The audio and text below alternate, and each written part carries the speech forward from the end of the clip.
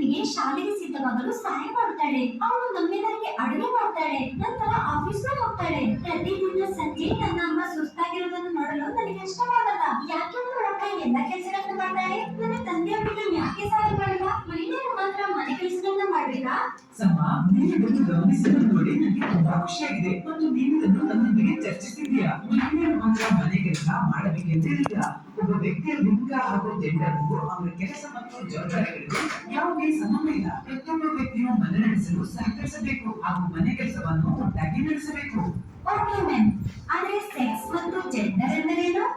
ಸಮ, ಲೈಂಗಿಕತೆಯು ಜೈವಿಕ ಗುರುತಾಗಿದೆ. ಅದು ನಾವು ಹುಟ್ಟಿದ ದೇಹದ ಭಾಗಗಳನ್ನು ಆಧರಿಸಿದೆ. ಓಕೆ ಮ್ಯಾಮ್, ಮತ್ತು ಜೆಂಡರ್ ಎಂದರೇನು? ಜೆಂಡರ್ ಐಡೆಂಟಿಟಿ ಸಮಾಜವು ನಮ್ಮನ್ನ ಜೈವಿಕ ಲಿಂಗದ ಆಧಾರದ ಮೇಲೆ ನಾವು ಹೇಗೆ ವರ್ತಿಸಬೇಕೆಂದು ನಿರೀಕ್ಷಿಸುತ್ತದೆ. ಉದಾಹರಣೆಗೆ, ಮಹಿಳೆಯರು ಮನೆ ಎಲ್ಲಾ ಕೆಲಸಗಳನ್ನು ಮಾಡಬೇಕೆಂದು ಸಾಮಾನ್ಯವಾಗಿ ಒಪ್ಪಿಕೊಳ್ಳಲಾಗಿದೆ. ಮ್ಯಾಮ್, ಇಂತಹುದೇ ನನ್ನ ಮನೆಯಲ್ಲಿ ಯಾವಾಗಲೂ ನಡೆಯುತ್ತೆ. ಆದ್ರೆ ಇದು ತಪ್ಪಲ್ವಾ? ಸರಿಯಾಗಿ ಹೇಳಿದೆ ಸಮ, ಇದು ಸರಿಯಲ್ಲ ಮತ್ತು ಸ್ಟೀರಿಯೋಟೈಪ್ ನಂತಿರುವ ಈ ವಿಷಯಗಳನ್ನು ಪ್ರಶ್ನಿಸುವುದು ಅತಿ ಅವಶ್ಯವಾಗಿದೆ. ಬಹುಶಃ ನೀವು ತಿಳಿದಿರಬಹುದು, ಪ್ರಪಂಚದ ಹೆಚ್ಚಿನ ಶೆಫ್ ಪುರುಷರು ಎಂದು. ಅವರು ಮಹಿಳೆಯರೇ ಅಡುಗೆ ಮಾಡಬಲ್ಲರು ಎಂಬ ಸ್ಟೀರಿಯೋಟೈಪ್ ಅನ್ನು ಹೊಂದಿದ್ದಾರೆ. ಅಂತೆಯೇ ಮೇರಿ ಕಾಮ್ ಬಾಕ್ಸರ್ ಆಗಿದ್ದು ಮಹಿಳೆಯರು ಹೋರಾಡಬಹುದು ಮತ್ತು ಅವರು